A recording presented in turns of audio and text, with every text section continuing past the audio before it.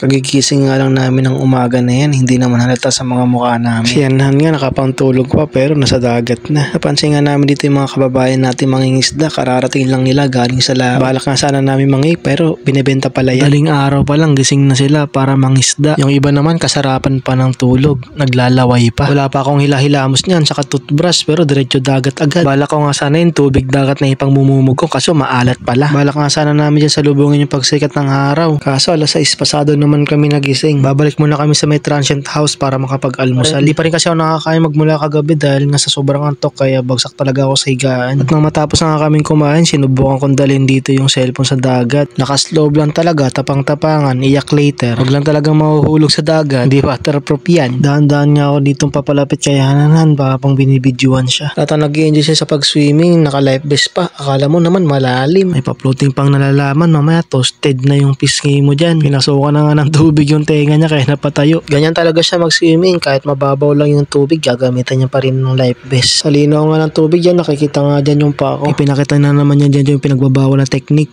yung matutulog na naman siya sa dagat. Kakaibang style ng paglangoy. Ano ka? Si seller mo. Nawa mo pang lubit yung buhok mo. Hindi ka lulutang dyan, te. Yung life vest na nagpapalutang sa'yo. Sabi ko nga dyan, mangingitin mo naman dyan yung itsura niya. Papasin nyo dyan yung kulay blue na transient house. Diyan kami tumutuloy. Almado lang din pala yung dagat kapag umaga. Saka medyo low tide siya. Pagdating naman ng hapon, dyan na nagkakaroon ng malakas na alon saka high tide. Sinusubukan niya pa nga ditong ilubog yung sarili niya. Pero hindi niya alam, kat wala yung life vest, hindi siya lulubog. Napansin ko ngayon dalawang bata dito na naglalaro sa dalampasigan. Kaya nung pabalik na ako, nilapitan ko silang dalawa. Habang pinagmamasdan ko silang dalawa, napaisip ako. Diyan siguro nagsimula yung paglalambingan ng lolo't lola. Nung napansin nga nila ako na binibidyoan sila, medyo nahiya sila dyan. Pero sabi ko, kaway-kaway na lang sila sa piling vlogger. Enjoy lang talaga sila dyan, kaya sana ikaw din nag-enjoy ka rin sa panonood. Salamat!